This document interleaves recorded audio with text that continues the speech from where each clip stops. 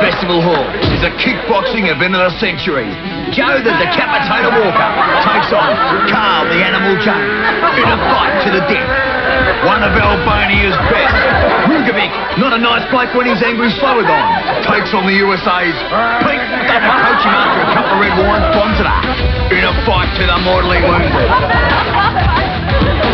And best of all, Australia's own Barry, a great barbecuer and a father of three with partial to the occasional beer bottle over the head brawl, Parker, versus the UK's Bob, bad childhood, chronic low self-esteem, severe bedwetter and self-mutilator Smith in a clash until one of them gets a headache.